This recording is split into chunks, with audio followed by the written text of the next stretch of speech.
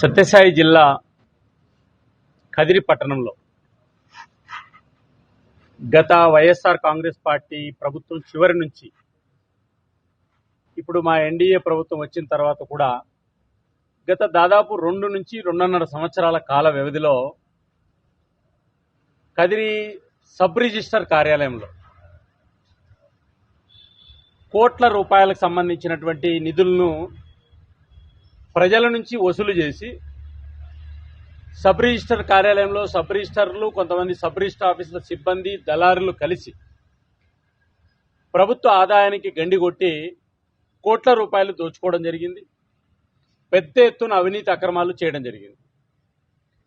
గత సంవత్సర కాలంగా 2-3 సబ్ రిజిస్టర్లు మారి వాళ్ళకు మధ్యలో వచ్చినటువంటి విభేదాల కారణంగా పెద్ద ఎత్తున ఎవరెవరి భూములకు సంబంధించిన విషయంలో, ఎవరెవరి స్థలాలకు సంబంధించిన విషయంలో ప్రభుత్వం నిర్ణయించిన ధరలు కాకోకుండా ఆంధ్రప్రదేశ్ ప్రభుత్వం రిజిస్ట్రేషన్ శాఖ గజానికి ఇంత రేట్ అని, లేదా మున్సిపల్ పరిధిలో ఉంటే ఇంత అని, లేదా రెవెన్యూ పరిధిలో ఇంత ఉంటుందనేటువంటి ప్రభుత్వం నిర్ణయించింది.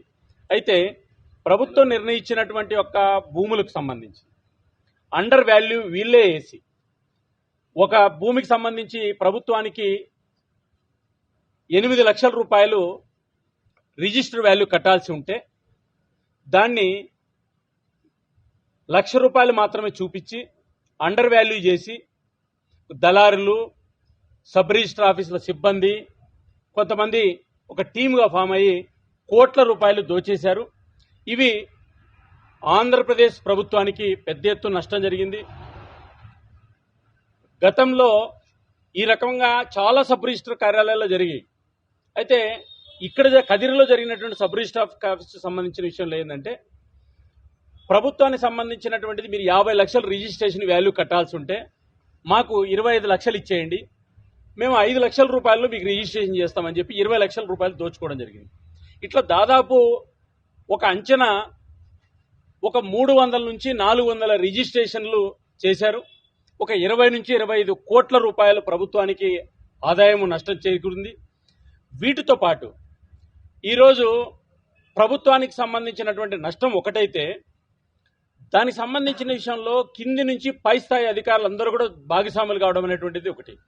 ఒక కదిరి సబ్ రిజిస్టర్ ఆఫీసులోనే ఇది జరిగిందని అనుకోవాల్సిన అవసరం లేదు. ఇక్కడ కదిరిలో బయటకు వచ్చింది. జిల్లా కలెక్టర్ గారు 20 రోజుల కిందట కదిరి సబ్ రిజిస్టర్ కార్యాలయాన్ని తనిఖీ చేశారు.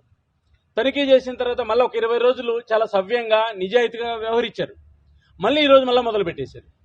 ఇంత కాదు, రియల్ ఎస్టేట్ వ్యాపారం చేసుకునే చిన్న వ్యాపారస్తులు, రైతులు, ఇంట్లో కుటుంబ సభ్యులు అమ్ముకునేటువంటి, ఇంట్లో అన్నదమ్ములు రాసుకునేటువంటి భూముల విషయంలో కావచ్చు, కొంతమంది దళారుల వ్యవస్థను చేసేసి ఈ యొక్క ఆఫీసులు ప్రభుత్వానికి ఈ రకంగా మోసం చేయడం అనేటువంటిది ఇది చాలా పెద్ద తప్పు. మేము ఆంధ్రప్రదేశ్ ముఖ్యమంత్రి గారి దృష్టికి, అదేవిధంగా రిజిస్ట్రేషన్లకు సంబంధించిన మంత్రి గారి దృష్టికి, ప్రిన్సిపల్ సెక్రటరీ గారి దృష్టికి కూడా తీసుకెళ్లడం జరుగుతుంది. ఈరోజు ఈ జిల్లా కలెక్టర్ గారికి భారతీయ జనతా పార్టీ, తెలుగుదేశం పార్టీ, జనసేన మా కూటమి పార్టీల తరఫున ఈరోజు మేము ఇక్కడికి రావడం జరిగింది. భైరవ్ ప్రసాద్ గారు Janasena assembly in charge, Bharatiya Janata party నుంచి రాష్ట్ర నాయకులు సుదర్శన్ గారు, తెలుగుదేశం పార్టీ నుంచి ఆ ప్రముఖ నాయకులు న్యాయవాది నాగేంద్ర గారు, తెలుగుదేశం పార్టీకి సంబంధించి market yard vice chairman Premnath Reddy గారు, ఇంకా చలపతి గారు, చాలా మంది మా యొక్క కూటమి పార్టీల తరఫున వచ్చి ఈరోజు మా ప్రభుత్వం ఇట్లాంటివి ఉపేక్షించదు, మా ప్రభుత్వానికి చెడ్డ పేరు తెచ్చే విధంగా కొంతమంది అధికారులు ప్రయత్నం చేస్తున్నారు. కాబట్టి ఇది ఎంత దుర్మార్గం అంటే, ప్రభుత్వ ఆఫీసులో ఇన్ని కోట్ల రూపాయల ప్రజాధనాన్ని దుర్వినియోగం చేసిన దాని మీద సమగ్రమైన విచారణ జరిపించాలి. దీని మీద విజిలెన్స్ ఎంక్వైరీ జరిపించాలి. డిస్టిక్ రిజిస్ట్రార్ కూడా జోక్యం చేసుకోవాలనేటువంటిది మేము కలెక్టర్ గారికి ఇవ్వడం జరిగింది. కలెక్టర్ గారు దాన్ని సంబంధిత అధికారులకు పంపారు. మేము ఖచ్చితంగా దీని మీద విచారణ జరుపుతామన్నారు.